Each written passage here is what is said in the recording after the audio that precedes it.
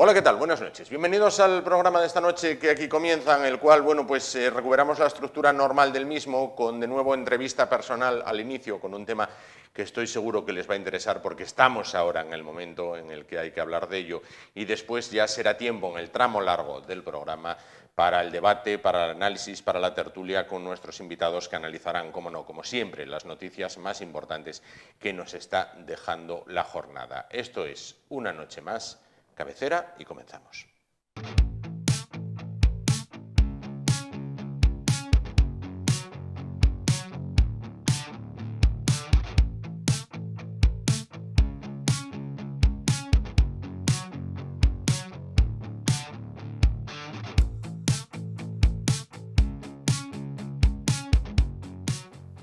Como diría Shakespeare, encender o no encender, ahí la cuestión. Bueno, llega el momento del frío, ya se deja notar, y llega el momento de decidir en las comunidades de vecinos cuándo encender la calefacción, cuándo no, cuántas horas, cuánto me va a costar este año, porque según cómo está el precio de la energía, el precio de los combustibles. Bueno, este asunto y muchos más son los que vamos a tratar a continuación con Roberto Rodríguez, administrador de fincas en ADF Grupo.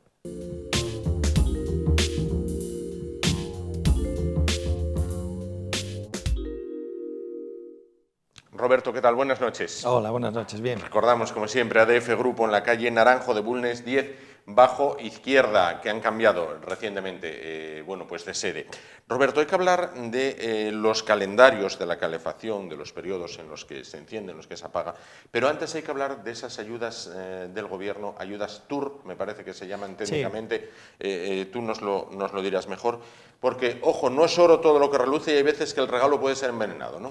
Sí, partíamos de una situación en la que a partir de ciertos consumos era una tarifa libre, que no existía regulación, y todo dependía pues, de la coyuntura económica del mercado, con las oscilaciones a las que dio lugar y de las que todos somos conocedores mirando un poco hacia atrás. No hace mucho tiempo, del orden de un año, año y medio, las tarifas pues eran mucho más reducidas lo que era el precio del gas. Con toda la coyuntura económica que parte por la guerra entre Rusia y Ucrania, al final da lugar pues al desencadenante de volatilidad en la que los precios pues nada se parecen a los que eran con anterioridad y va todo oscilando. Partíamos a lo mejor de 30 a 35 euros el megavatio, pasamos a 40, 50, 80, 100, 150, 200. Las tarifas eran en el mercado libre, no existía regulación y al final tenemos que acogernos pues, a lo que marca el mercado. Claro. Que significa que los precios que antes pagábamos pues, se han multiplicado por 2, por 3, por 4, por 5. Aquel consumo de agua caliente o calefacción que tenía un precio pues, definido en la comunidad de propietarios pues, pasó pues, a duplicarse, triplicarse, y esto dio lugar pues, a que las comunidades de propietarios partían con una desventaja en cuanto a que los precios a los que ellos podían acogerse no existía regulación. Sí existía regulación para el mercado privado, para aquellos consumos inferiores a 50.000 kilovatios. Aquellos que tienen caldera individual, pues tenían la posibilidad de acogerse al mercado libre o al mercado regulado. Ahora lo que hizo el Gobierno fue una tarifa regulada para aquellos consumos superiores a 50.000 kilovatios, en los que el precio, pues aunque sea revisable cada 3 meses, ya tiene un freno que el Gobierno pues va regulando y con ello pues abarata lo que es el precio del gas que estamos pagando. Y es lo que sacó de aplicación a través de un Real Decreto y entra en vigor pues el 18 de octubre del 2022. Bien, pero esto, ¿quién se puede acoger? ¿Todos, las nuevas comunidades, las antiguas tienen que realizar algún...? Sí, bueno, hay una serie de condiciones, que... Hay letra pequeña, digamos. Efectivamente, hay letra pequeña y hay una serie de características que dependiendo de la comunidad puede ser más fácil o más difícil el poder cumplirlas. Todo parte de una solicitud que tenemos que hacer a la distribuidora, que en este caso ya no podemos ir a todas las comercializadoras de gas que había. Se establecen 4 distribuidoras como primera opción para acogerse a esa tarifa TUR. Está Iberdrola, está Total Energies, está Endesa y bueno, son 4. Sí. Pero hay una serie de requisitos, y son los siguientes. Por un lado, la comunidad de propietarios tiene que contar con contadores individuales. En el caso de no contar con ellos, tiene que comprometerse a tenerlos instalados antes del septiembre de 2023. Sí. En el caso de no poder instalarlos, tiene que haber una justificación de que esa instalación no puede llevarse a cabo por las cuestiones que técnicamente pues, lleven a no poder instalarlos, y eso haría que podríamos cumplir uno de los requisitos para la tarifa TUR. Entonces, instalar contadores y en el caso de no poder, justificarlos. Por otro lado, ¿qué más tenemos que hacer? Tenemos que tener al día las inspecciones de la caldera. Tenemos que contar con un informe de eficiencia energética. Este informe de eficiencia energética, todos los edificios cuando son nuevos para dar de alta la instalación tienen que tenerlo, y a partir de ahí cada 4 años hay que hacer una revisión con unos parámetros que marca la Consejería de Industria, en la que es como la ITV, quiero decir, al final se revisan todo lo que es la caldera, componentes y demás sistemas, y da lugar pues a un informe favorable o no favorable. Si es favorable, el siguiente punto de revisión sería a los 4 años, y si no es favorable, pues hay una serie de anomalías que tenemos que corregir.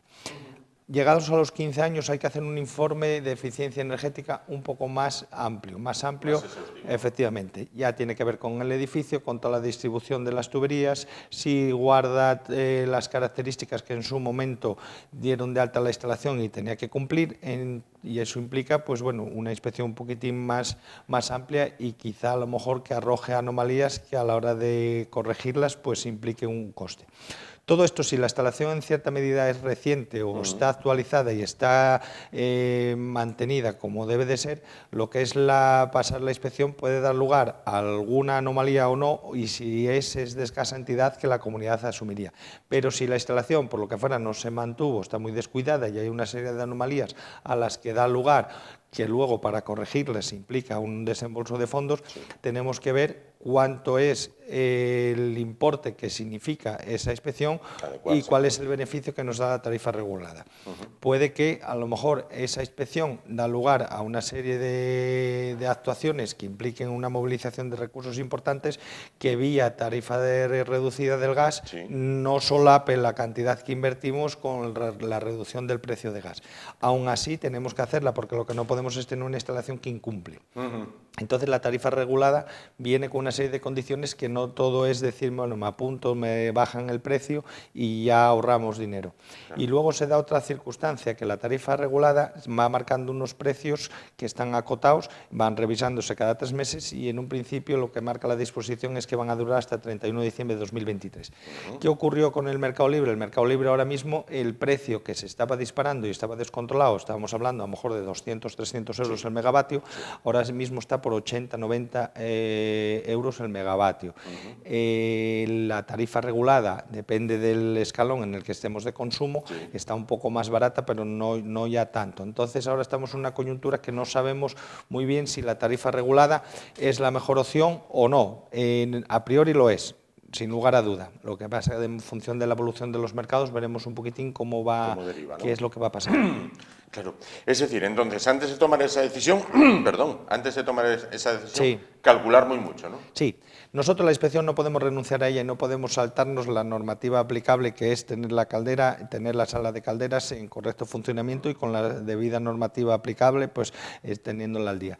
La cuestión es que a veces lo que es el adecuar la instalación a la normativa va a implicar unos recursos que a lo mejor esa reducción de precio que significa la tarifa TUR se ve solapada pues por el gasto que llevamos, y a lo mejor la tarifa libre nos da un poco más de margen para adecuar la instalación, no incumplir, y ese precio que el tarifa regulada pues va a ser más barato, pues bueno, no es tan descabellado el tener la opción del mercado libre. Lo que estamos haciendo son tarifas indexadas sin permanencia. En el momento en el que nosotros cumplimos las condiciones y la otra opción es más ventajosa, desvinculamos el contrato libre con el contrato ya regulado, y a partir de ahí pues intentaríamos ver cuál es la mejor opción para la comunidad. Claro.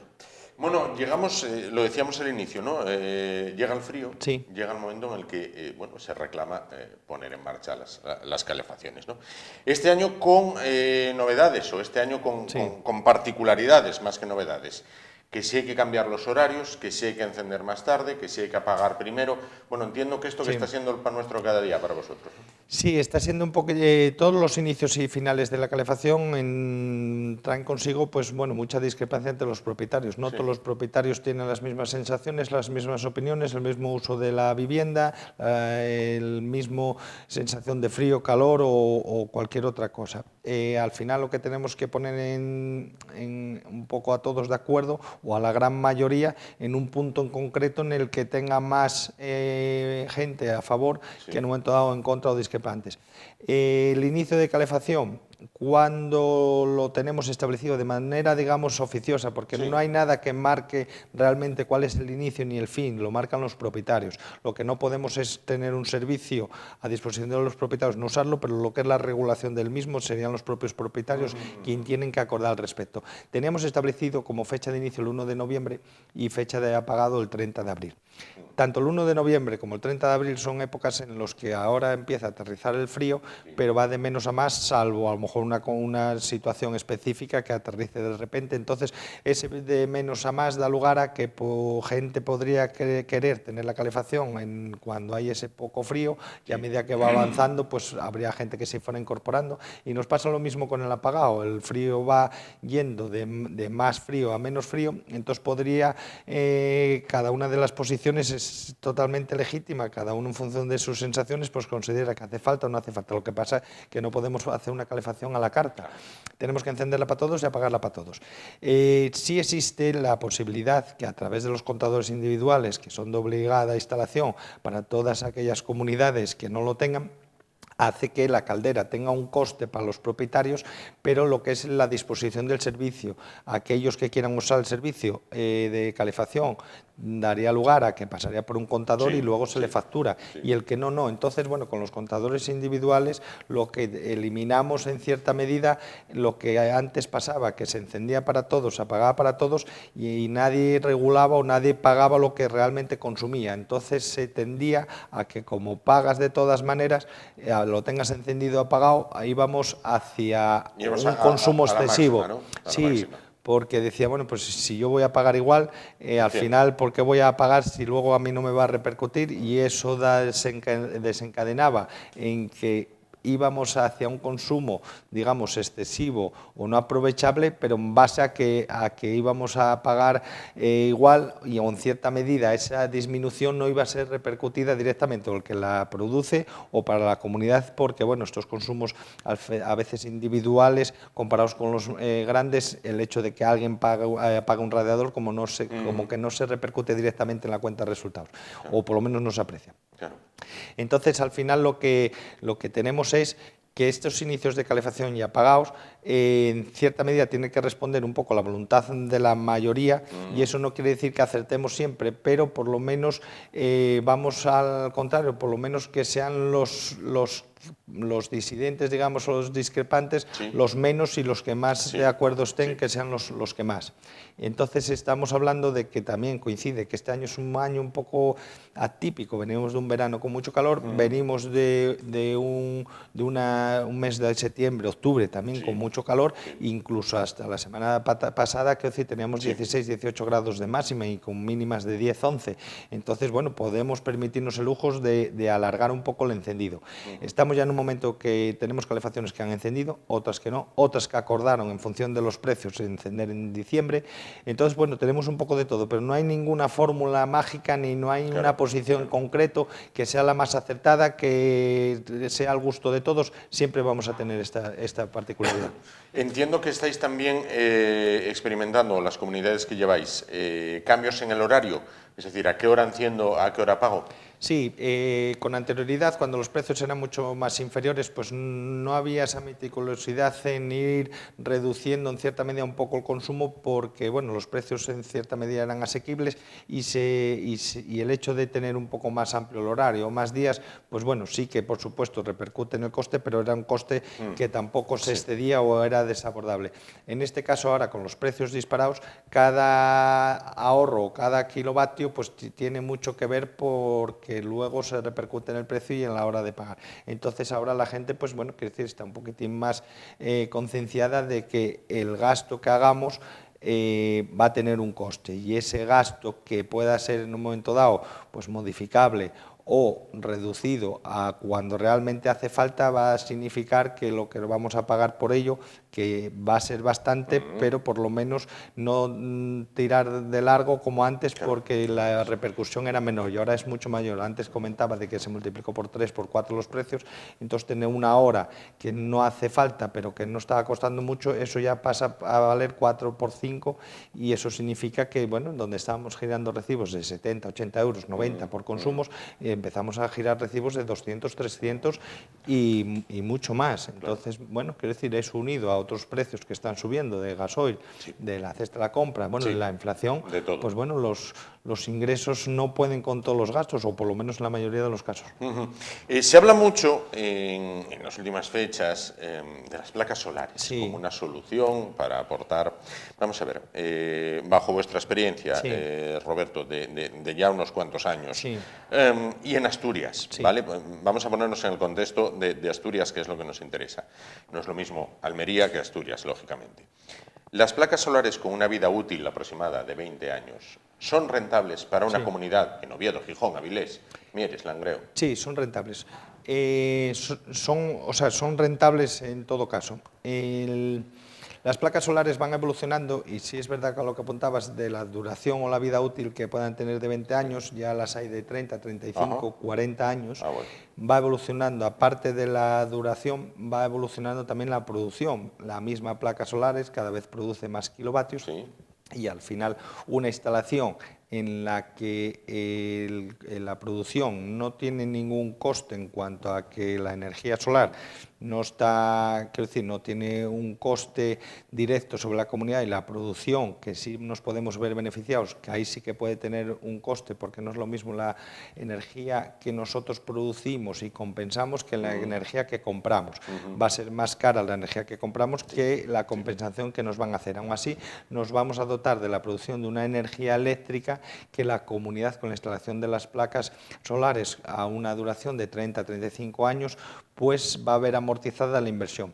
Es rentable en todo caso porque la inversión siempre va a ser amortizada en un plazo, depende de lo que gastemos y depende de la cantidad de placas solares, pero estamos hablando de una amortización de 5 años, 6, 7, 7 años que amortizamos la instalación, 30, 35 años que dura la instalación, tenemos unos 20 y pico años de producción que en cierta medida al final reduce los consumos y es lo que vamos a pagar.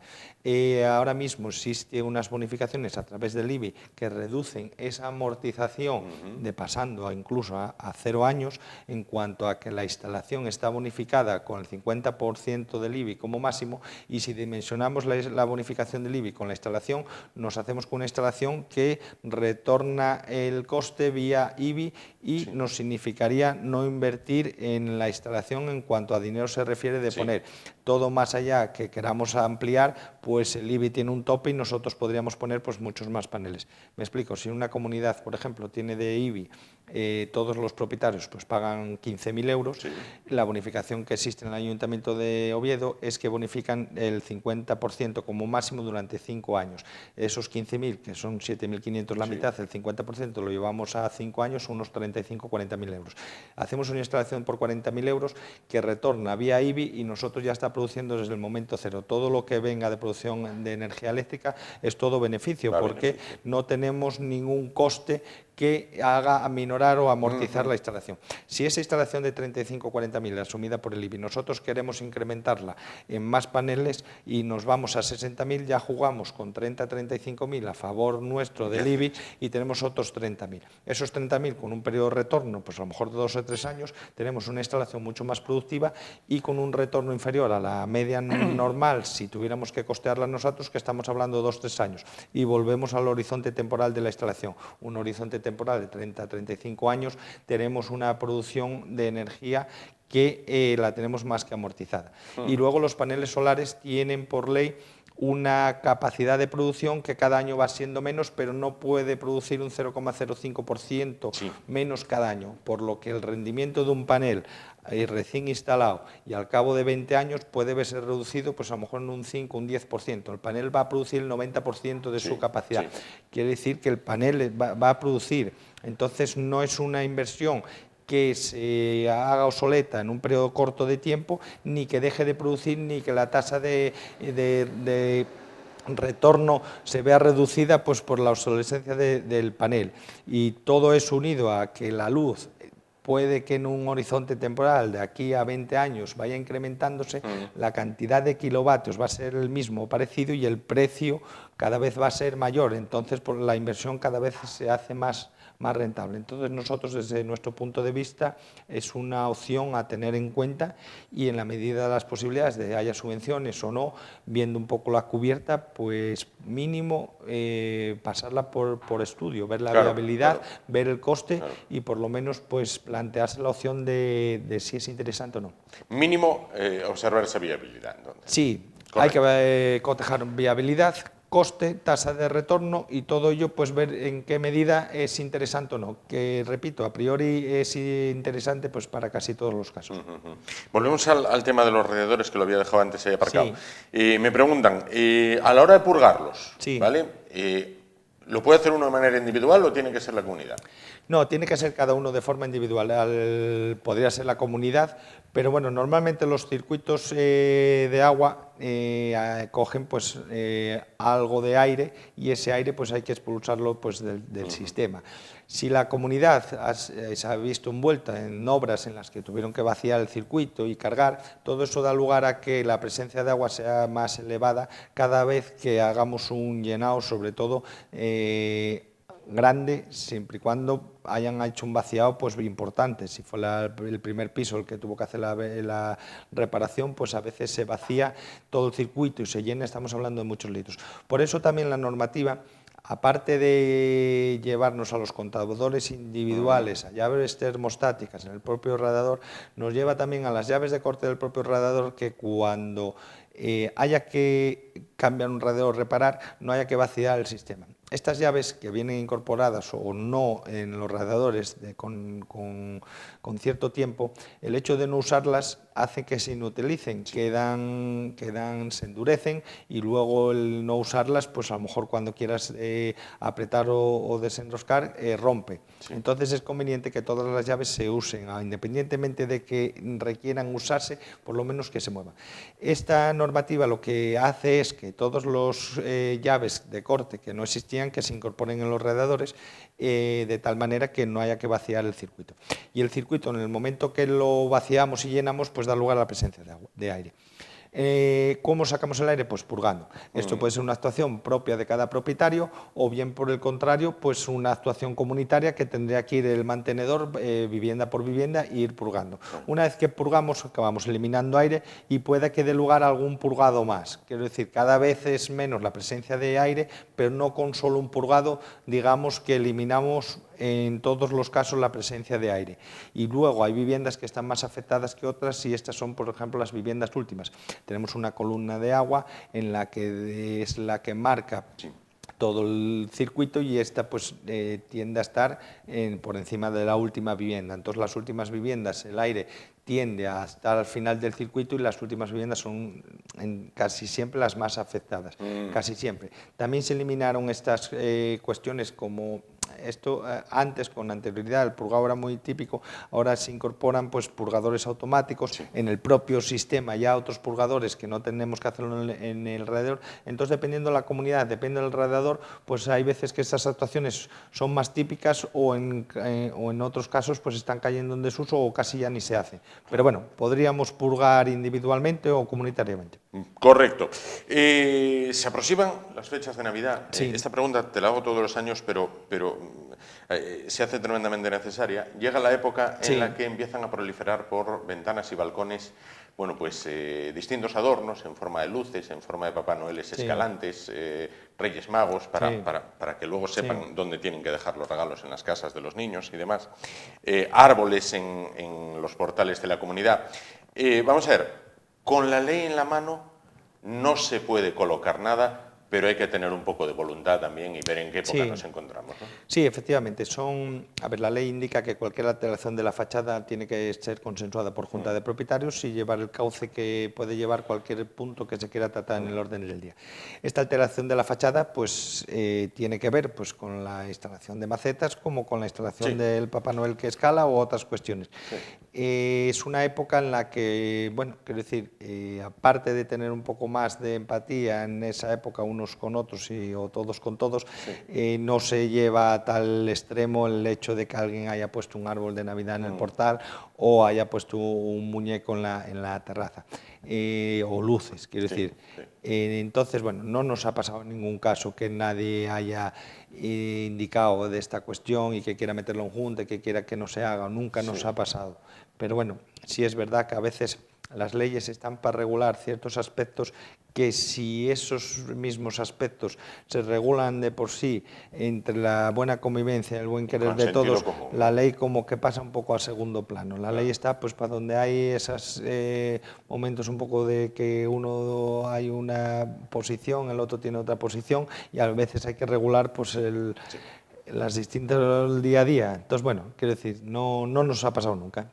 Esperemos que siga así. Bueno, tenéis en ADF servicio 365 días del año, las 24 horas, con una página web donde de manera rápida se puede... Sí, nosotros todas las comunicaciones, incidencias o consultas que quieran trasladar lo tenemos canalizado pues a través de los medios, digamos, que tenemos a disposición de todos los propietarios, a través del teléfono, a través del correo electrónico, a través de la aplicación que ponemos a disposición de los propietarios.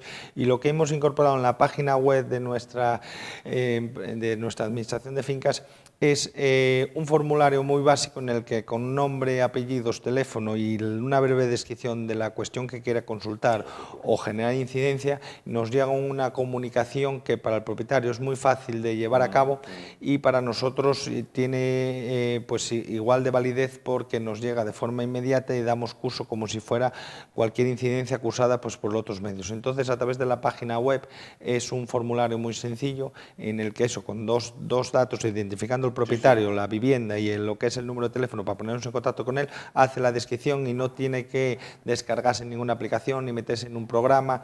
Es una herramienta sencilla en cuanto a que es muy fácil de usar y muy accesible desde el ordenador o el teléfono o cualquier medio análogo y con eso pues a nosotros nos llega la comunicación y a partir de ella damos curso.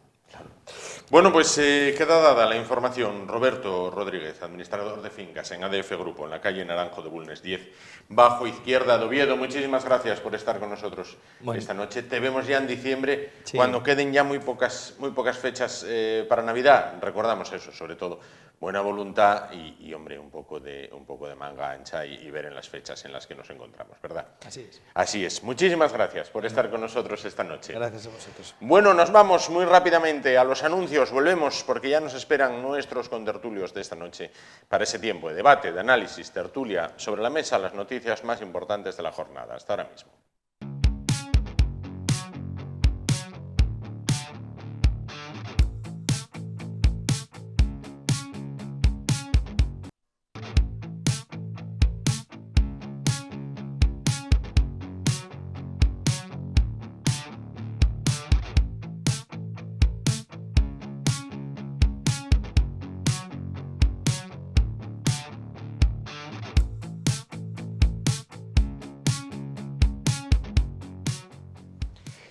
Bueno, pues continuamos ya en el tramo largo del programa de esta noche. A continuación es nuestro tiempo para debate, para análisis, para tertulia, con 3 invitados, en esta ocasión no con 4, porque señalar antes de comenzar que hemos tratado por todos los medios y hasta última hora de contar con alguien vinculado al feminismo o vinculado al partido político de Podemos, pero ha sido materialmente imposible.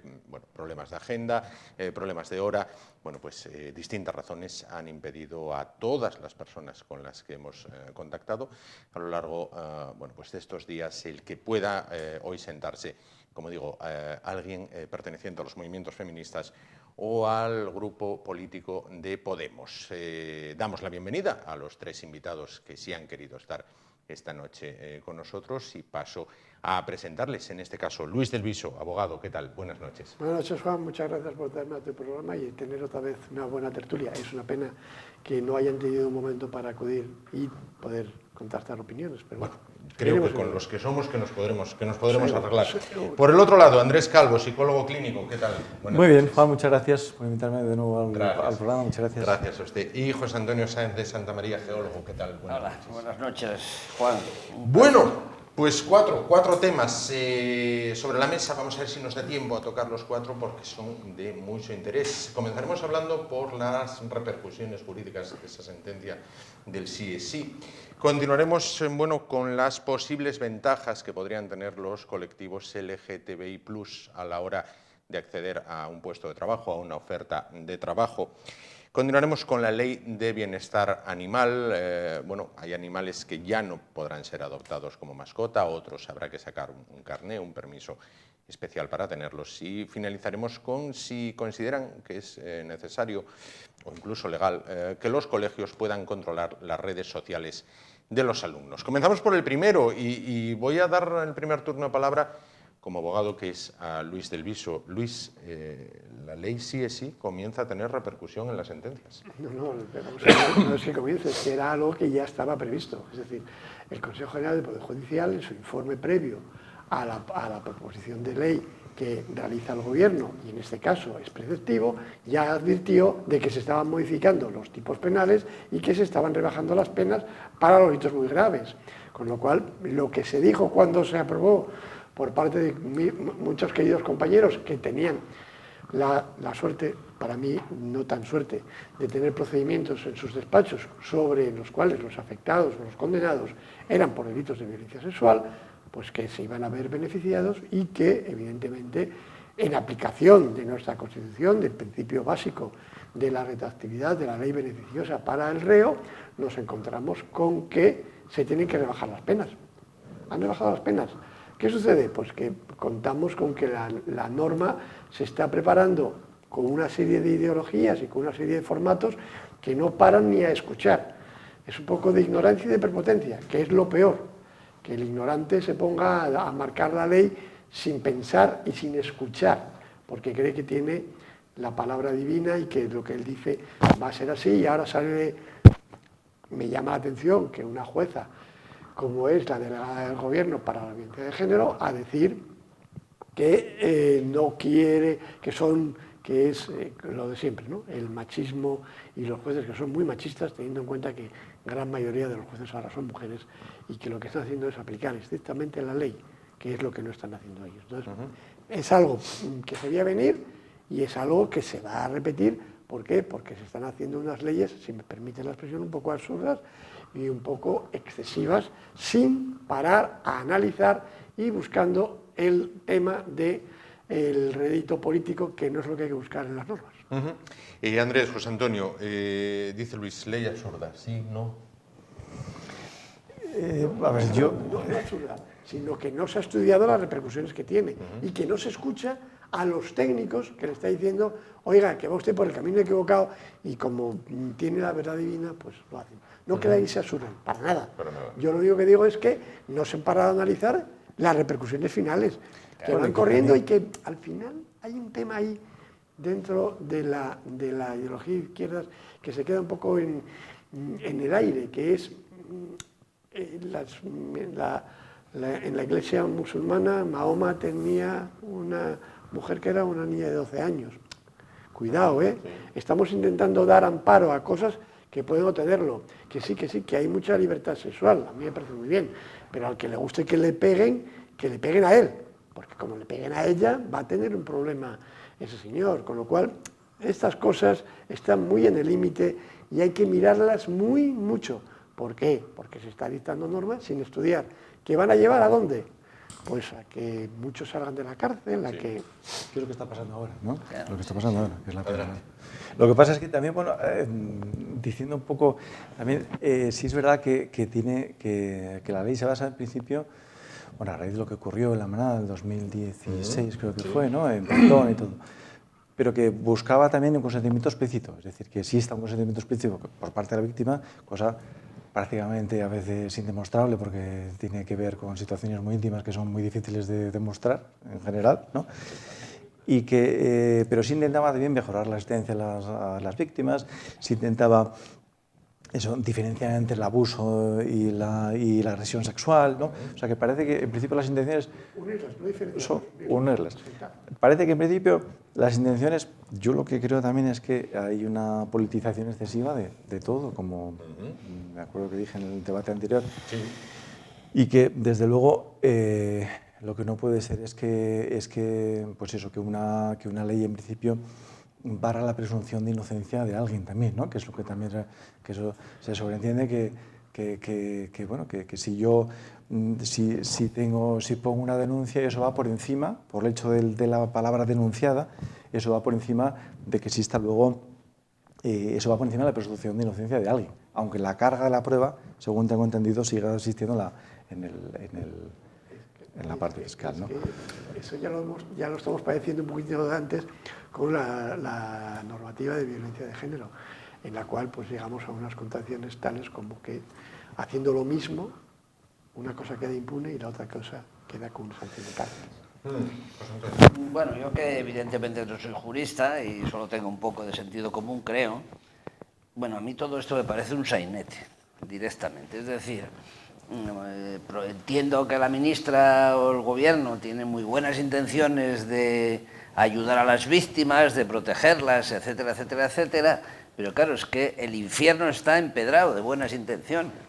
Esto es evidente, no lo digo yo, es una frase casi bíblica, ¿no? Por decirlo así. Es evidente, hay cosas que no entiendo. Una es, primero, en este país existe el Consejo de Estado, existe el Consejo General del Poder Judicial, existe el Tribunal Supremo. El Parlamento tiene que escuchar para esta ley, cosa que no para la sedición, que va por un tema exprés, ¿no? Tiene que escuchar informes que no sé si son vinculantes o no, pero no dejan de ser informes, digamos, sesudos o más o menos serios de gente que lleva muchos años, que puede ser, yo qué sé, pues desde los colegios de abogados, yo no lo sé. Y todos esos informes decían lo mismo, porque en este caso todos decían lo mismo. Se va a rebajar las penas al unificar los delitos de abuso sexual y agresión sexual, se van a unificar las penas y además rebajándolas. Y claro, es que esto, y luego claro, sale la ministra diciendo que es que los jueces son machistas y el presidente del gobierno diciendo que hay que esperar a ver la unificación de doctrina del Tribunal Supremo, y digo, vamos a ver, pero si hay un artículo y el artículo fija unas penas para unas conductas, pues el juez, sea machista o feminista, sea de derechas o sea de izquierda, o sea de lo que sea, va a aplicar la ley, que es lo que dice tal. Porque hay una cosa que yo entiendo, que el principio de legalidad está por encima de todo esto, ¿no? Es decir, esa es la idea, ¿no? Esa es la idea básica, ¿no? Que el principio de legalidad está por encima de todo y que tengamos que acatar la ley. Lo que pasa es que es lo que tú estás comentando, es decir, se hacen unos informes previos, ¿para qué? Para evitar estos problemas. ¿Para qué? Para los técnicos más especializados, porque para ser miembro del Consejo de Estado hay que tener un poquitín de prestigio. La cosa es que haya quien opine que hay algún miembro del Consejo de Estado que está ahí por el dedo de Dios. Bueno, no digo que no, pero bueno, algo saben. Y si te están diciendo que el Consejo General del Poder Judicial, donde ya son más técnicos, ya tienen que ser jueces, ya tienen que tener unas otras formaciones, te están diciendo, estás yendo por el camino equivocado, pero tú, como que es ser el machito, pues ya está. Y así te pega la torta, con un problema añadido, que ahora quieren modificarla. Ya. Pero todo lo que está juzgado se va a aplicar la ley a día de hoy. Aunque mañana cojan y la cambien, claro, y la pongan más... Porque además entiendo que esto beneficia al reo. Si viene una legislación más restrictiva... No le beneficia, claro. No le beneficia y se queda como está. Que con 24 horas de entrada en funcionamiento, todos los procedimientos anteriores, todos quedan vinculados. Y lo que se modifica peor solo será no para los procedimientos, no para los procedimientos, sino para los delitos cometidos después de. Claro. Es decir, que todo lo que está abierto, que es una infinidad, nos vamos a encontrar con que el profesor que le ha dado dinero a estos menores entre 16 y 18 años y para mantener relaciones con ellos, para hacerles fotografías, para tal. No, eso ha quedado despenalizado. Bueno, ¿Por fuera qué? a la casa. Porque casa. a su casa, este señor a su casa. Cuando de Y fue mano- ayer en Mallorca, ¿no? Cuando de mano, además, la reincidencia de los delitos sexuales y los supuestos cursos, programaciones, rehabilitaciones que se hacen internamente en las cárceles tienen objetivamente poco éxito, ¿no? Porque además son cuestiones muchas veces que tienen que ver, y esto ya entra un poco en el ámbito clínico, con cuestiones de personalidad disociativas, egosintónicas para el propio paciente y que son prácticamente no incontrolables, pero requieren años de terapia psicológica específica, además, no vale cualquiera, y con una continuidad de una... No voy a hacer un curso para que al final me quiten unos más días de pena por buen comportamiento, por el curso, por lo que hago, voy sumando y además salgo antes a la calle. La reincidencia es enorme, el porcentaje es enorme. Eso quería preguntar. Como psicólogo, Andrés, ¿la reincidencia en los casos de violación, decimos taxativamente, es grande? Por desgracia, sí. Por desgracia, sí, porque eso, digamos que la sexualidad tiene que ver con una parte muy instintiva del cerebro humano, ¿no? Es el córtex, la zona del prefrontal, que tiene que regular, que tiene que integrar o regular la parte emocional e instintiva del ser humano. Eso, cuando por educación no se hace, sobre todo los primeros 3.000 días de vida, que son los primeros 3 años, aunque luego también en toda la educación, la base, hasta los 18, 19, 20 o hasta los 24, pues eso queda marcado. Eso produce individuos que a veces no son capaces de controlar el impulso, que es la base de cualquier trastorno de personalidad que se recoge en el eje 2 del DSM-5.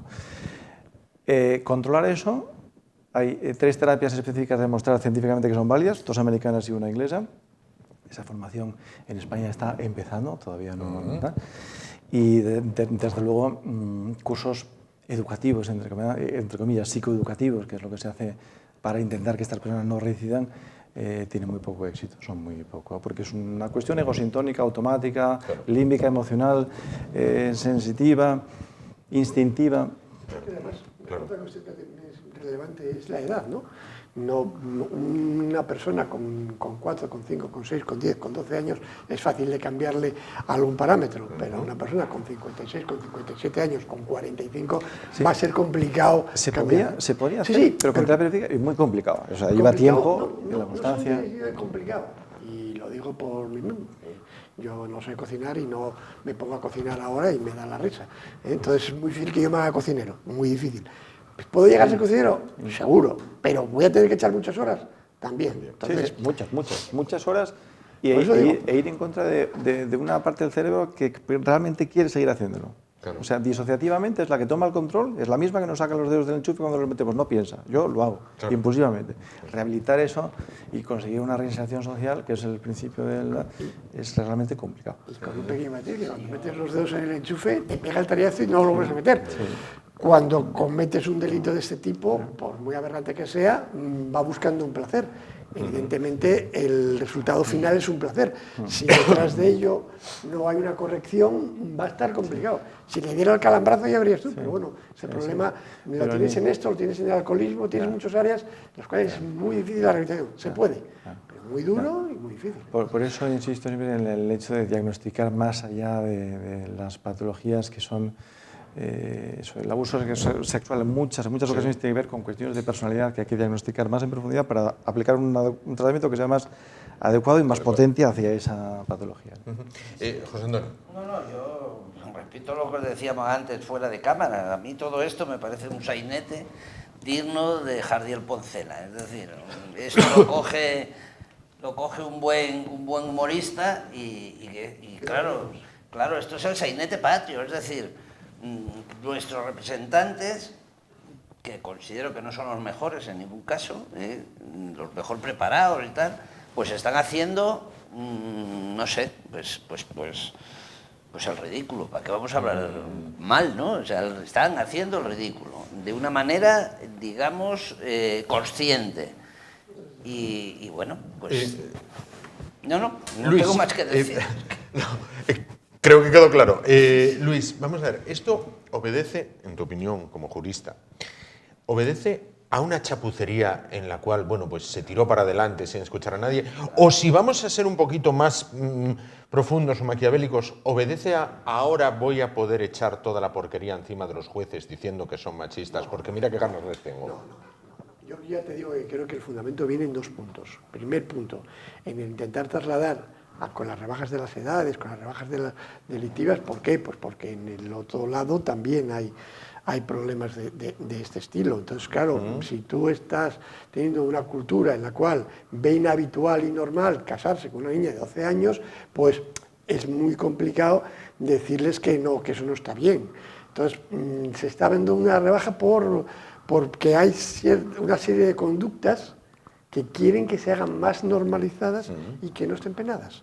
Es decir, que se habla de este tipo de pederastia de los sacerdotes cuando la hay en otras áreas y no se dice nada. Yo tengo el recuerdo de Caque Cabezudo, un fotógrafo vasco, que este señor y un compañero abogado lo denunció porque se dedican a hacer temas de pederastia y a hacer fotografías y hacer de todo. Es un tema que está ahí durmiendo el señor Justos porque dentro de ello está involucrado o presuntamente involucrado o don Elorza. Entonces, claro, en todo esto están poniéndole trabas a la justicia. ¿Pero qué vamos buscando?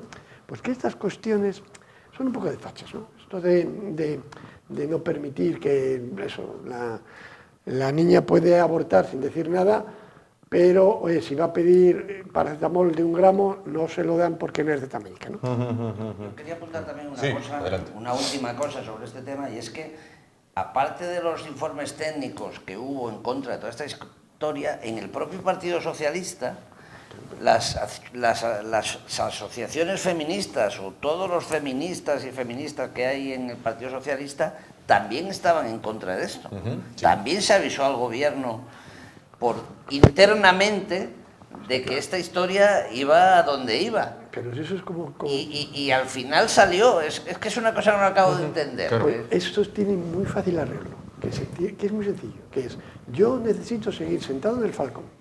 ¿Cómo consigo seguir sentado en el Falcon? Sí. Queriendo aprobar los presupuestos. Para aprobar los presupuestos, ¿qué es condición sine qua non? Tener votos. Pues para tener votos, ¿qué tengo que hacer? Pues ceder. ¿Tú quieres la ley trans cuando te da la gana, aunque sea una burrada? Pues te la doy. ¿Quieres la ley del sí? También te la doy, porque si no, no me vas a votar los presupuestos. Y a mí lo que me interesa ahora es aprobar los presupuestos para poder seguir subiendo el Falcon. Pero yo entiendo que tiene que haber una cierta racionalidad en toda la gestión, digamos. No la hay, no la hay. Y llegas al punto de que sacan en la ley trans, que yo estoy encantado con ella, ¿vale? Yo ya lo he dicho, yo tengo el carnet del Cristo donde pone que me llamo María Elena. Pues yo, en el momento que se pueda, me cambio de sexo. Perdón, me cambio de género en el registro. Ya está. Y de esta manera voy a poder acceder, pues, a beneficios X. De eso queríamos hablar en el segundo... Enlazamos. En el segundo tema, enlazamos... Muy bien apuntado, porque se baraja que haya posibles ventajas a la hora de acceder a un empleo. Bueno, pues si se acredita la pertenencia a los colectivos LGTBI+, en este caso.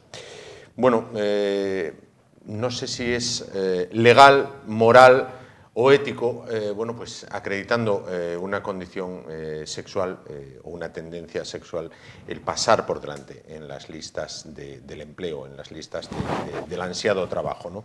No sé, ¿qué les parece, José Antonio? Bueno, pues, por empezar, yo voy a decir que aquí lo que hace falta ya es el Día del Orgullo Heterosexual. Ajá. Es decir, o sea, ya... Vamos a ver, esto es imposible. La Constitución dice que nadie puede ser discriminado por razón de raza, de sexo, de religión y de no sé qué. Y entonces ahora los que vamos a estar discriminados somos el 99% de la población, que tenemos unas tendencias sexuales curiosísimas, y es que somos heterosexuales. Es decir, yo puedo entender que en el paro, pues, o vamos, en las listas del paro y para conseguir empleos, pues tengan beneficios o una cierta prioridad los discapacitados, las personas que tienen alguna invalidez, etcétera, etcétera. Todo el mundo, porque son condiciones que ellos arrastran sin haberlas pedido, de alguna manera, sin haberlas, no sé qué palabra emplear. Pero desde luego, una persona que tiene una tendencia sexual homosexual, por ejemplo, por ponerlo fácil, no veo qué diferencia puede haber. Será más o menos inteligente, tendrá más o menos especialización en lo que sea, habrá hecho unos estudios de lo que sea y por tanto podrá optar a un empleo como cualquier otro. Yo no entiendo esta historia, ¿no? No me cabe en la cabeza tampoco, por otro lado. O sea, que, no sé, volvemos al sainero. Perdón, esta discriminación positiva acaba volviéndose contra el propio beneficiario. Pues me tengo que sí, claro. Supongo que sí. Yo siempre cuento un poco, ya sabéis que estudié en Alemania, y en Alemania, ante un mismo puesto de trabajo, la mujer, si lleva ese puesto de trabajo con las mismas condiciones, es decir, sí existe una discriminación positiva, cosa que está muy aceptada, muy bien vista y muy de todo, ¿no? Quizás eso viene de una tradición anterior, de la discriminación de la mujer, que es durante muchos años, y bueno, la ley se basa un poco, intenta regular la sociedad, al fin y al cabo, ¿no? Entonces, pero claro, de ahí a que una cosa no novedosa, no es novedoso, pero es un poco lo que hay es la intencionalidad que hay detrás, ¿no? Que es como que son actos políticos, jurídicos, poco reflexivos. Al final, existe una intención política detrás. Lo que se pretende al final es, pues eso, tener contentos a ciertos colectivos, que es difícil hasta a veces, y a mí me pasa eso, es difícil dar una opinión en público, o por ejemplo, una opinión cualificada, clínica, ¿no? Porque en el momento en el que das una opinión clínica, técnica, ¿no? Pues es como que ya te encajan, tú eres de este partido, tú eres de este y tú eres de este. Sí, correcto. Que es un error eso, porque al fin y al cabo, pues por ejemplo, la ley trans, ¿no? Es la capacidad que tiene una chica de 16 años cerebralmente, ¿no? O de menos, ¿no? De tomar una decisión así. Es decir, si sus funciones ejecutivas del lóbulo frontal son capaces de hacerle una integración de forma que su criterio es válido.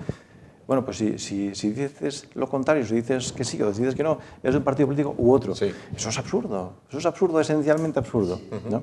Entonces, bueno, eso es lo que puedo comentar un poco, ¿no? Que es un poco... Luis. Que alguien pueda opinar que voy a opinar en contrario. No, la discriminación positiva ha existido siempre. Lo que ha dicho el Tribunal Constitucional es que hay que tratar igual a los iguales y desigual a los desiguales. Entonces, entramos en una pequeña contradicción cuando tú llegas y dices, yo admito que el minusválido, que el mayor de 55 años, que el parado de larga duración pueda tener una preferencia en el empleo. Bueno, pues en el mismo fundamento que tienes esto, tienes a la persona que cumpla otro requisito, que es su orientación sexual. Yo ahí la única pega, entre comillas, que le veo es lo que se está diciendo por parte de las propias feministas. Ya no es que lo diga yo, sino que lo que estás abriendo con la indeterminación de género, que cada uno puede decir lo que es una cuestión muy sencilla, que es, lo he dicho antes, yo en el momento que se apruebe la ley trans, yo voy a pensármelo ya si me voy a hacer homosexual o mujer. Yo creo que puede ser más interesante mujer que homosexual, pero bueno, y luego pues voy a llegar y voy a decir, no es mi caso. Yo que juego también al baloncesto, si juego con los hombres no soy el más alto, si juego con las mujeres soy el más alto y entonces voy a meter... Entonces todo lo que se ha avanzado en beneficio de la mujer se va a acabar trasladando al hombre. Ya no quiero decir nada de este hecho que yo no tengo la intención de cambiar de género para cometer un delito. Pero bueno, creo que si paso a ser mujer, la ley, el código... El Código Penal en lo que es delitos de violencia de género, ya me quedo fuera, porque ya no soy un hombre. Tal y como está conceptuado ahora, es el hombre que, sobre su pareja, sea tal, la haya seguido, no sé qué, casado o no casado, todas estas circunstancias, pero el hombre, no la mujer. Entonces nos encontramos en algo anecdótico que a mí me sucedió, que es la riña en familia de dos lesbianas. ¿De dos? De lesbianas. Ajá. ¿En qué quedó? En nada. Porque la ley no está hablando de mujer a mujer o de persona a persona. Está hablando de hombre a mujer. En el momento que no se cumpla ese requisito, fuera. Ya no voy a entrar al detalle del compañero porque no tengo intención por ahora de entrar en la cárcel. Y ya lo de entrar en la cárcel de mujeres me parece a mí que yo sigo casado y no tengo esa intención tampoco, ¿no? Pero, por ejemplo, me permitirás decir que la infanta Sofía se puede declarar hombre y tener prevalencia sobre la princesa Leonor en la jefatura del Estado, porque la Constitución dice, creo, que hay prevalencia del varón sobre la mujer en la... O sea que podría pasar. En teoría podría haber un cambio de jefe de Estado. Había un cambio en la línea de sucesión. En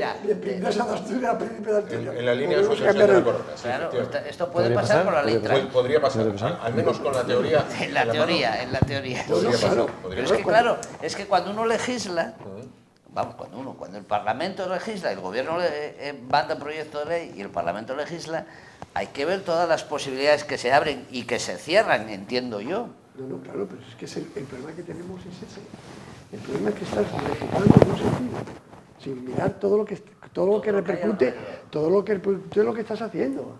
Porque te vas a encontrar con lo que digo, aquel señor que nada, corre, salta, brinca o hace cualquier tipo de deporte y no consigue destacar, pero sí con la fortaleza del hombre corre, con todo el respeto, en el campo de las mujeres. Pues es el campeón del mundo. Campeón del mundo. Entonces, Pero, lo que te decía el compañero, oye, Andrés, perdón. Oye, es que la idea es buena, es decir, que se intente potenciar que la mujer se incorpore al trabajo, que todas estas cosas que ya está sucediendo, por lo menos en el ámbito jurídico es amplísimo, en el ámbito de la judicatura enorme, la cantidad de mujeres que hay, en la sanidad y muchas cosas más. Y en todo lo que podamos plantearnos, bien, estoy de acuerdo, pero es que ahora se va a tergiversar esa opción. ¿Por qué? Pues porque yo puedo llegar mañana y sin hacer nada, tal y como estoy, digo que soy mujer y entonces ya tengo la prioridad porque estoy en ese colectivo, o digo que hoy por la mañana me he levantado gay o me he levantado, no binario, que es la otra cosa que voy a ser, no binario. Y a mí no me puede catalogar usted ni de hombre ni de mujer, seré hombre cuando me dé la gana de ser hombre y mujer cuando me dé la gana de ser mujer. En Estados Unidos tienen un follón con eso porque es según me siento cada día. ¿Cómo me siento cada día? Sí, me siento cada día. Que es lo que hablamos el otro día, que tenía que ver un poco con las condiciones, con problemas de identidad a veces, que depende de los casos. Y luego me decía, anecdóticamente, me decía el otro día un funcionario del INEM, me decía, y yo, si esto pasa, ¿cómo voy a...? ¿Que soy yo el encargado de definir qué orientación sexual tiene? ¿O me trae un papel, un certificado? ¿O cómo es la cosa?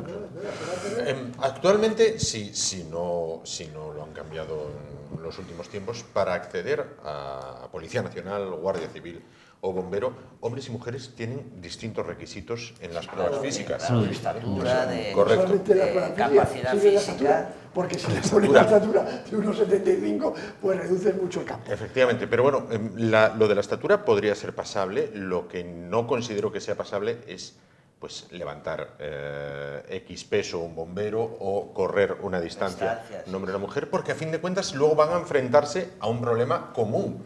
No es que haya casos para mujeres y casos para hombres. ¿Esto es recurrible? ¿O esto ya está...? No, vamos a ver, es lo que comentamos, es discriminación positiva, poner unas pautas para que todo el mundo tenga acceso. Si tú llegas ahora y dices, la mujer tiene que correr lo mismo por una cuestión de naturaleza, una cuestión genética, no va a correr lo mismo, imposible, por múltiples razones, pero sobre todo es una razón genética. Entonces lo que se intenta es que haya de todo en todos los cuerpos. ¿Por qué? Pues no, porque al final... ¿Es un bien social? ¿Sí? No, y es muy interesante que se incorporen. Yo puedo decir que en mi despacho hay más, lo de la paridad no se lleva, ¿vale? Porque somos 2 hombres y 4 mujeres. ¿Por qué? Porque desarrollan mejor su trabajo. No se trata de que sean mujeres o sean hombres, se trata de que desarrollen mejor el trabajo que están haciendo y por eso están ahí. Yo no tengo a nadie porque sea mujer, ni tengo a nadie porque sea hombre. Lo tengo porque funciona, trabaja bien y está formado en lo que quiero y desarrolla como tiene que desarrollar, independientemente. Ahora, si llegas y me dices que tiene que haber la mitad de hombres y la mitad de mujeres y luego resulta que no hay gente formada en ese ámbito, me lo pones muy complicado. Estas son listas cremallera, hay que hacer listas cremallera, un hombre y una mujer, un hombre y una mujer. Pues a lo mejor no porque no haya mujer que la apetezca, o te puedes encontrar, como sucedió en el Colegio de Abogados, en una de las votaciones para el colegio, en la cual había más mujeres que hombres y en aplicación de la norma la candidatura quedó expulsada, porque no podía haber más mujeres ni más hombres, tenía que ser paridad, los mismos. Y como en esa candidatura había más mujeres, quedó expulsada. Quedó fuera. Y mi querido amigo Carrero Blanco, que era el que se postulaba a decano, y se quedó sin... Y no pudo hacer nada. ¿Por qué? Porque está aplicando lo que dice la ley, que dice candidaturas cremallera. 50% hombres, 50% mujeres. Con lo cual, si no has conseguido que en tu candidatura tengas el mismo número de hombres que de mujeres, vas fastidiado. Rellena por abajo con los que no van a salir para poder llegar a la cremallera, pero es que no tiene lógica. Sí, pero lo que tú dices, que tiene que ser la persona que sea capaz de cumplir bien con su trabajo, sea hombre, sea mujer, o de la condición sexual que tenga, o la que sea, ¿no? O sea, evidentemente. Eso no se puede mirar. Otra cuestión es que tú llegues ahora y digas, pues yo creo que hay un colectivo, por ejemplo, el otro día, y los que me seguís en redes lo habéis visto, ¿no? Fui a IKEA y en IKEA está Cristian, un niño down, atendiendo la entrega de paquetes. Súper eficaz. ¿Por qué? Porque es una tarea rutinaria, entre comillas, siempre hay que hacer lo mismo y tiene que hacerlo bien. Pues lo puede hacer Cristian desarrollador sin ningún problema. Ahora, que haya quien me quiera comparar, con todo el respeto, a Cristian como una persona LGTBI, creo que no es el caso. Creo que no tiene nada que ver. Ahora, que dentro de mi colectivo, dentro de mi grupo, hay más de estos, por lo tanto, quiero que los míos entren primero, chiringuito total. Y luego llegará la contradicción, como le pasó a este señor de Podemos, que era el de yo sí te creo, hasta que quien denunció fue su mujer. Entonces, cuando denuncia su mujer, es cuando llega y dice, no, esto es una denuncia falsa, porque lo que está buscando es que no haya custodia compartida, porque esto es así. No han arreglado de tal manera que en el momento que hay una denuncia, tenga o no tenga razón, esté bien o esté mal fundamentada, ya no hay custodia compartida. Ya solo es exclusiva para la madre. Solo para la madre. Es decir, ¿le puede pegar la señora al señor y no pasa nada y puede haber custodia compartida y puede haber de todo? Sí. Pero lo hacen al revés hasta que les toca. Hasta que les toca. Igual que ahora con la reforma del... Es el caso de la niña de Gijón, cuya madre mató a esta niña y el padre no tenía la custodia porque la habían denunciado por violencia de género una serie de años antes. No, pero, y luego con otro detalle, que se dice, es que no hay denuncias falsas. No, perdón.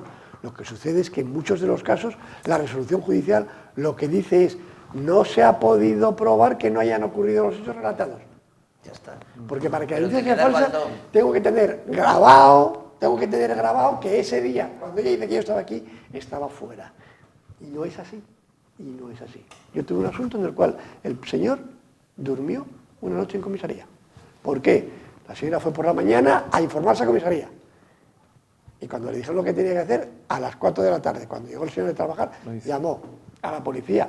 Llegó a la policía, lo detuvo. Y al día siguiente, ¿qué fue lo que pasó aquí? Que le insultó. Y le dijo este hombre al juez, señoría, lo que yo le dije a mi mujer es, estás muy gorda, yo estoy muy mayor, tenemos un niño de 5 años, yo me voy a morir primero que tú, casi seguro, y no vas a poder atender porque vas a tener una enfermedad cardíaca importante. Y, señoría, usted la ha visto, dígame si es verdad que está obesa o no. Quedó en libertad. Pero pasó esa noche, ¿eh? Pasó esa noche. Eso le pasó al difunto Marqués de Griñón, que tuvo una discusión con su mujer y acabó en comisaría una noche. Bueno, es que yo no discuto con mi mujer. Claro. Pero no por eso, ¿eh? Porque Es me mejor no decía- hacerlo, es mejor no hacerlo. Bueno, otra ley que bueno, pues está con mucho debate en la calle, en este caso, es también la ley de bienestar animal. ¿Por qué? Bueno, pues no hay más que darse un paseo por la calle. Hay muchísimas mascotas, perros, gatos. Bueno, pues Gijón, sin ir más lejos, es, si no me falla la información, la ciudad europea con más perros, donde más perros es una ciudad dog friendly en este caso. Bueno, pues cuando hablamos de esto, que quizás los más mayores de la casa puedan decir, mira de qué tonterías van a hablar ahora, porque perro en las casas toda la vida lo hubo, no hubo que sacar ningún carné, ni ningún permiso, ni ninguna historia. Los que sean un poco ya más jóvenes dirán, hay perros que tienen una raza especial, que son peligrosos, para los que hay que tener, bueno, pues un permiso especial, demás. Y los más jóvenes, pues muchos de ellos ya han crecido con animal en casa y no hay ningún problema. Bueno, ahora hay animales que no se podrán tener en cautividad, como mascota, como puede ser el caso de los roedores y demás. Bueno, hay quien dice, ¿Hay tan poco donde legislar que hay que legislar sobre esto? Es decir, ya estamos tan sobrados de todo, ya tenemos tal estado de bienestar que ahora voy a ver si pongo un examen para los que quieran tener perro. No sé, esto puede parecer... Yo quiero decir algo sobre este tema. Todo esto es... vivimos en la sociedad buenista. Sí. Todos somos muy buenos y queremos lo mejor para todos y tal. Bueno, pero es que, claro, el problema es nuevamente lo mismo. Es decir, cuando yo intento legislar el bienestar animal, no se está legislando sobre las mascotas solo, se está legislando sobre los perros que trabajan en el campo como pastores, Sí. sobre los perros que se usan para la caza, Sí. que la gente tiene, fuera de la ley. La gente también tiene derecho a cazar, supongo, porque en mi país hay 1 millón y medio de cazadores y cazadoras, que diríamos ahora, ¿no? Y entonces, yo que llevo muchos años en el campo trabajando, demuestra que esta es la típica ley urbanita de un señor de la calle Uría, que vive en la calle Uría y que cree que la ley de bienestar animal es el caniche que tiene en su casa, o tal. Pero es claro, el perro mastín que vive en el Huerna cuidando de un rebaño con una collera contra el lobo, ese hay que quitarle la collera para que tenga mejor bienestar animal o no hay que quitársela.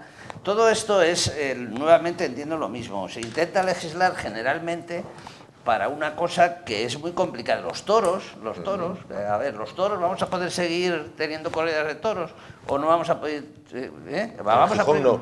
A lo mejor no. Pues, no, en Gijón no. En Gijón no, porque no quiere la alcaldesa, pero ¿se va a prohibir legalmente? Y es la dueña de la plaza. Sí, se va a prohibir legalmente. Es que en este país mucha gente vive de los toros, del sector taurino, no solo es el turismo, es los ganaderos, es la gente del campo.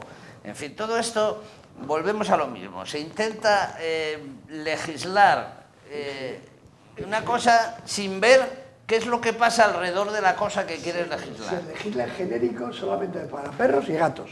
Y lo que no se dan cuenta es que además de perros y gatos hay roedores, o hay algunos que nos gusta la cetrería y que nos gustaría tener pues nuestra pareja de pájaros y que estos pájaros pudieran criar, y resulta que para criar pájaros tengo que tener un núcleo zoológico. Pero solo cuento una anécdota para que nos demos cuenta que la vi el otro día, que es, imaginémonos que entra un ratón en nuestra casa. Un ratón. Un ratón. Entonces cogemos y golpeamos al ratón y le rompemos una pata. Cuidado, hemos causado una lesión a un animal. La ley no discrimina.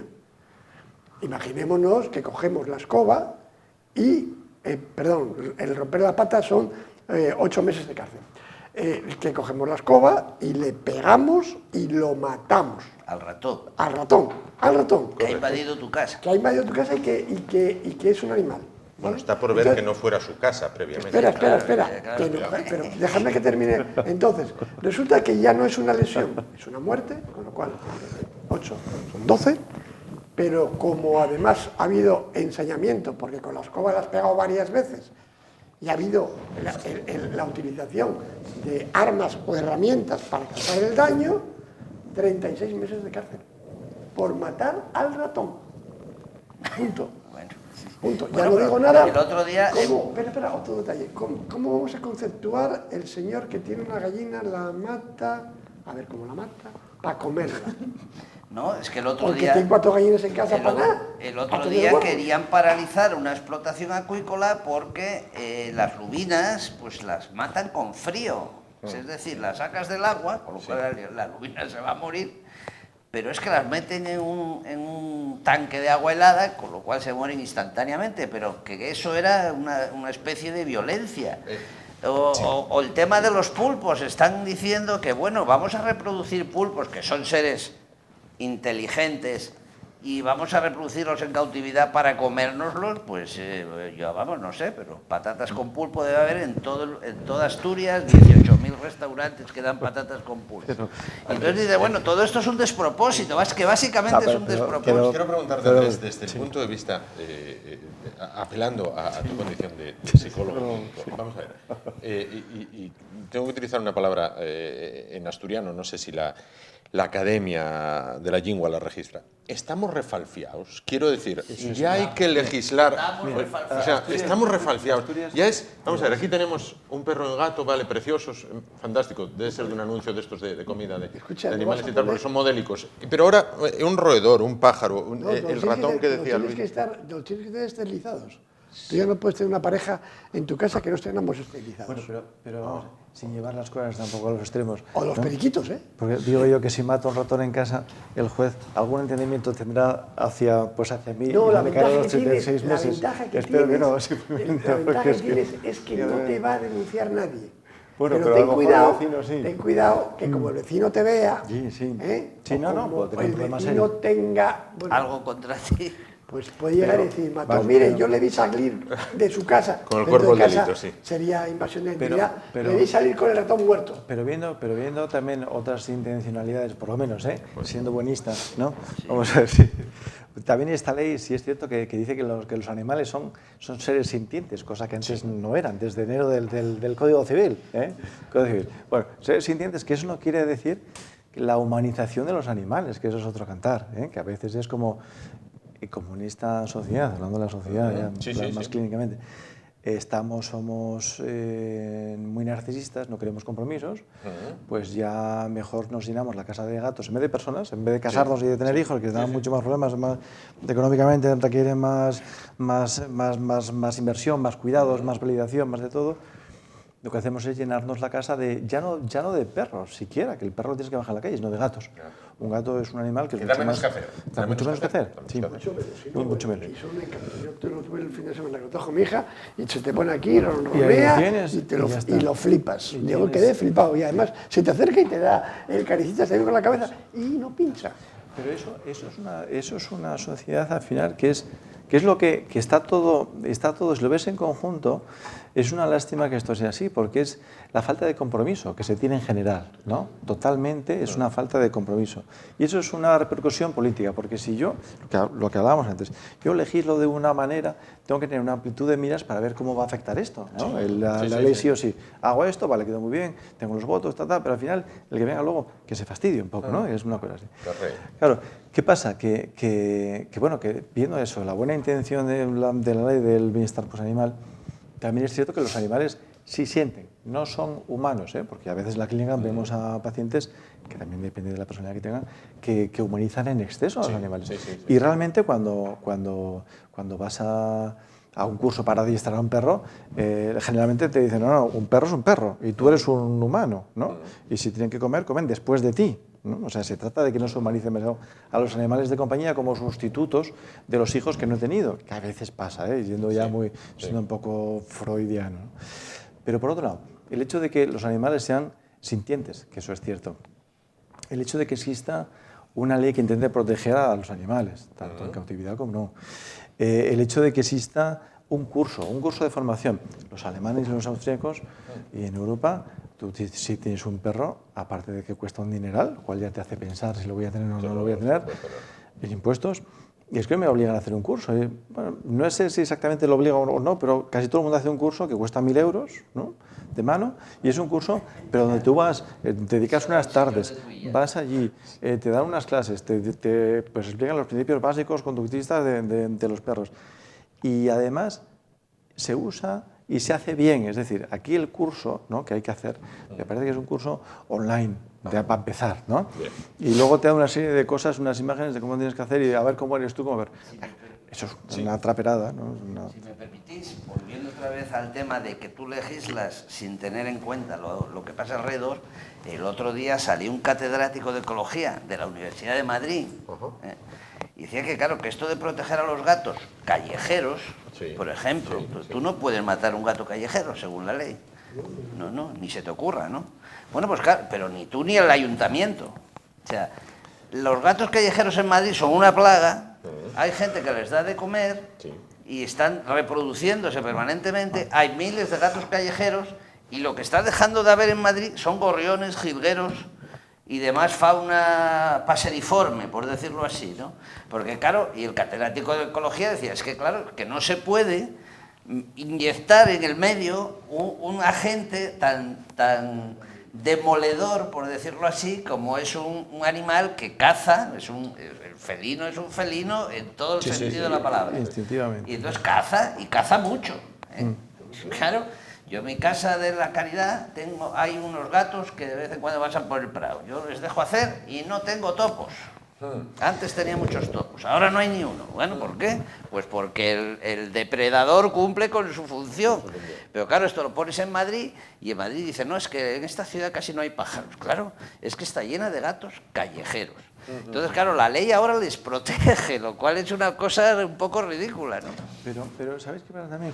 Que es un poco eso, el hecho de que exista, hablando un poco desde el lado contrario, el hecho de que exista una ley que intente proteger más a los animales. Hasta hace bien poco los mataderos, las vacas se colgaban y se les daba unos tajazos, se iban desangrando ya por la cuelga, por donde van colgando, donde cuelgan por la cadena y se las iba matando. Eso, bueno, luego ya hubo una ley que las protegió, que las anestesió previamente con electricidad para cortar.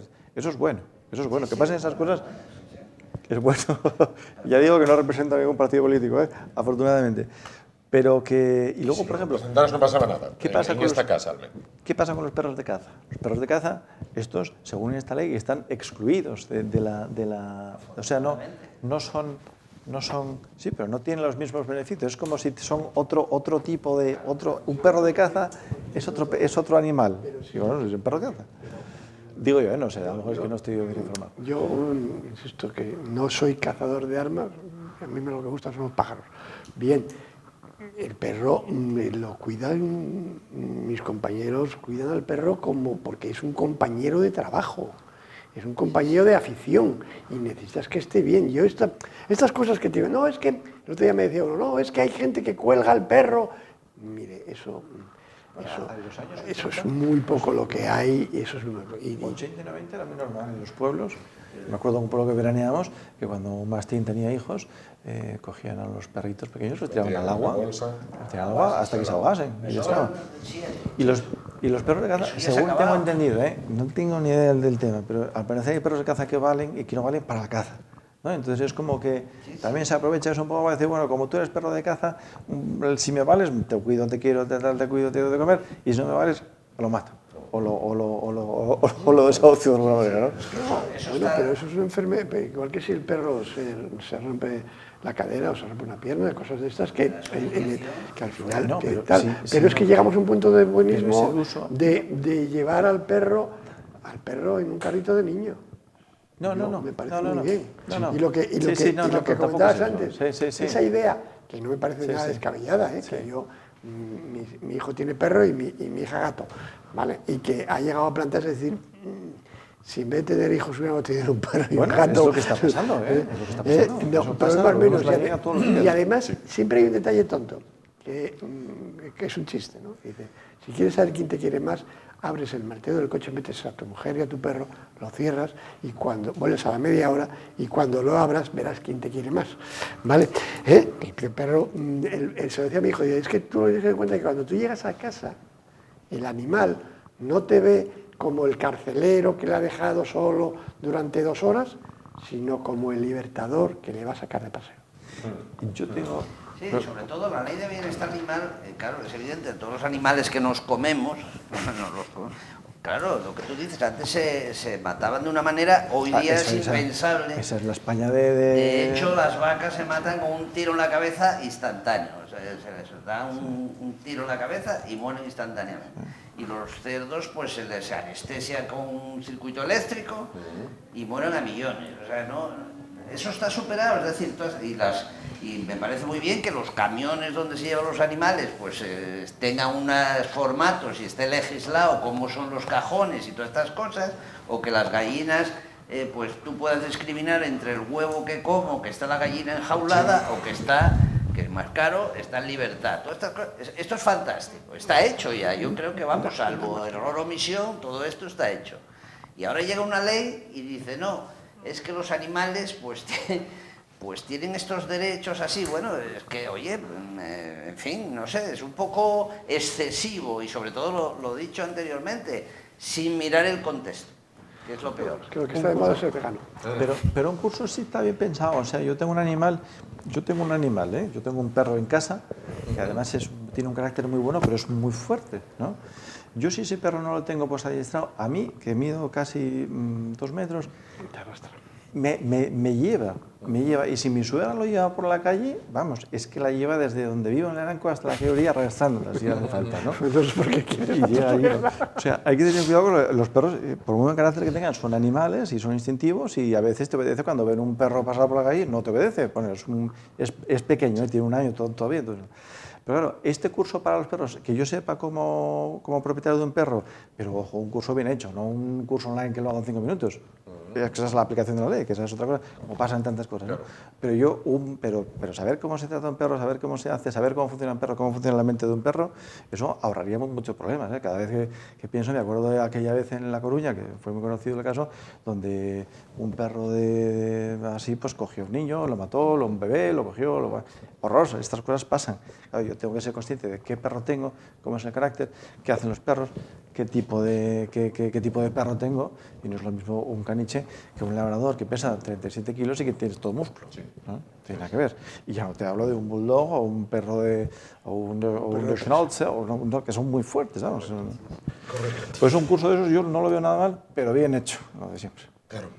Bueno, el cuarto y último tema, el cual, bueno, pues ahora preguntaré cuánto tiempo nos queda y mis compañeras me lo dirán, es si los colegios estarían facultados para controlar las redes sociales de los escolares. Bueno, ¿esto es un ejercicio de seguridad, bienestar y convivencia o es una intromisión en la privacidad?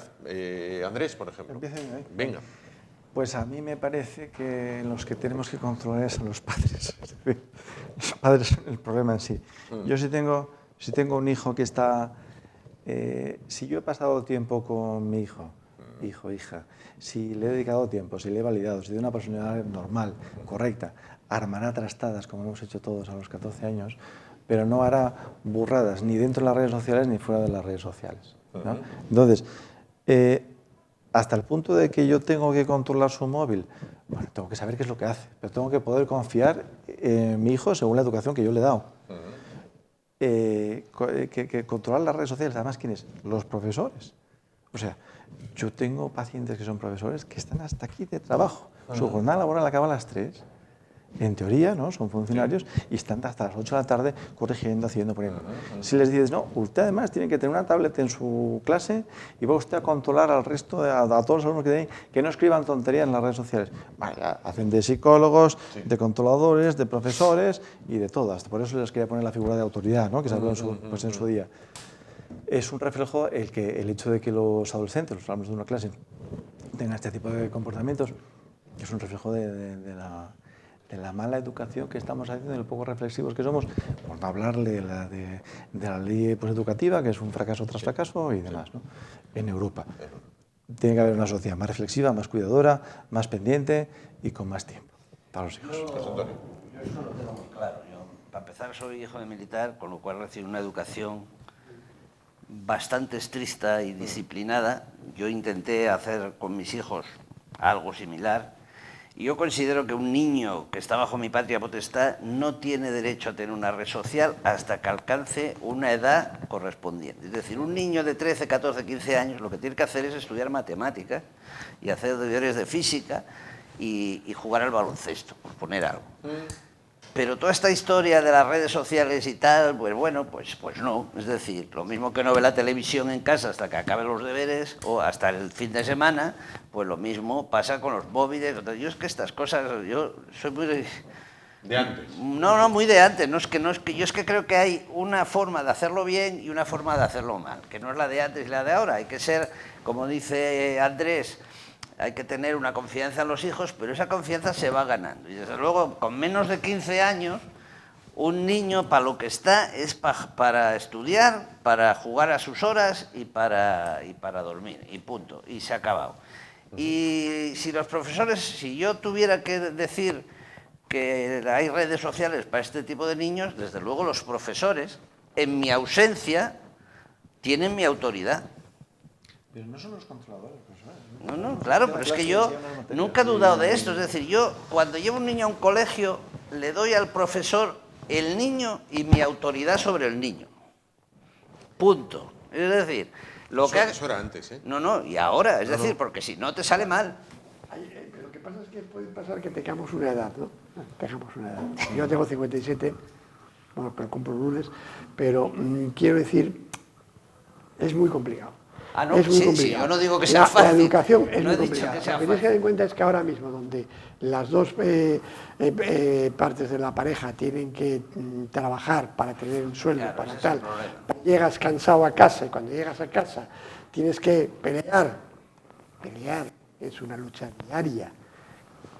Cualquiera que haya sido padre, los niños serán encantadores, fenomenales, y yo siempre digo lo mismo, yo tengo dos, Juan, ya te los he regalado y no me los has cogido, y tengo dos, y con todo el respeto, los dos formados, los dos viven fuera de casa y en teoría no fastidian bastante, ¿vale? Pero es que es una responsabilidad, por eso es mucho más fácil el perro y el gato, porque el perro y el gato no tienes que tener su buena, y luego lo que tú decías, descargar sobre los profesores, donde ya lleva una carga importante, otra cuestión añadida, es muy complicado. Además que Ahora, no tiene que tener una capacitación también para eso, ¿no? claro, y ahora tú llegas y le dices, por eso, a mí me ha pasado alguna vez en el despacho, llega el niño, el papá con el niño para cualquier gestión, y el niño, que pinte, no, toma, el móvil, pones aquí el no sé qué, y entonces está el niño, plas. Nos tomamos la educación más en serio, les dedicamos más pero tiempo, es que no queremos. les validamos, y entonces la cosa, anestesia, estos como problemas, o sea, tienen que controlar los profesores, si no hay esos problemas no lo tienen que controlar los profesores, pero no los hay porque realmente educamos. Yo, un adulto que llega a su casa a las 8 de la tarde después de trabajar todo el día, no está ni para sus hijos ni para los del vecino, ni siquiera para dar de comer al gato, casi, ¿no? Después de estar... Lo que pasa es que muchas veces ¿trabajan los dos? Bueno, también hay casos donde trabajan las dos personas, el marido y el hombre o la pareja, y entonces lo que pasa es que ¿para qué el dinero a veces, ¿no? Es como que yo tengo un afán de yo gano más dinero, pero en realidad uno de los dos, o uno un poco uno y el otro poco, podrían trabajar menos. Facturar menos, tener menos dinero, sí podría ser, pero no estoy dispuesto a eso, ¿no? Al final yo quiero todo, y quiero un niño, pero yo quiero llegar a las 8 de la tarde porque el fin de semana me voy a jugar al golf. Sí. ¿No juegas al golf? ¿No? Sí, educa. O no sé, o prescinde. Sí. Yo ya te digo, tengo la grandísima suerte de que cuando nos pasó esto, mi mujer decidió dejar de trabajar y cuando ya eran un poco los mayores niños, de 3, 4 añitos, vimos que el problema que había, entonces se quedó en casa y decidió hacer esto. Pero entiendo que es un gran sacrificio y que estoy agradecidísimo. Y se lo digo a ellos, si habéis llegado a donde habéis llegado, ha sido porque vuestra madre ha estado ahí haciéndolo. Evidentemente. Yo, la semillita y poco más. Yo también tengo esa experiencia, es decir, yo tuve 2 hijos también, hoy de 40 y 36 años, todavía no tiene 40, va a cumplirse en febrero. Bueno, mi mujer fue la que se encargó a las 8 de la tarde, porque ella llegaba de la facultad a las 8 de la tarde, de ponerse a hacer deberes, a hacer cosas con ellos, y formarlos. Y han salido francamente bien. En mi pero caso también fue así. sostengo que han salido bien, entre otras cosas, porque no tenían tablets, porque no tenían la Game Boy. La época de mis hijos era la Game Boy. Y porque un cerebro de un niño necesita mucha atención. Y no tuvieron todo eso, y se dedicaron a lo que tenían que dedicarse. Entonces, bueno...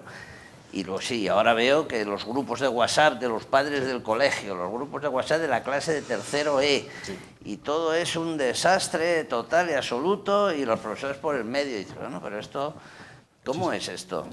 Sí, pero bueno, es un reflejo de lo que tenemos en clase. A mí me pasa igual, nosotros tenemos una clínica con psicólogos allí contratados, y la verdad es que mi mujer y yo, y nos hemos turnado, y más cayó el peso sobre ella, pero bueno, afortunadamente puede ser así. Pero bueno, si yo pienso...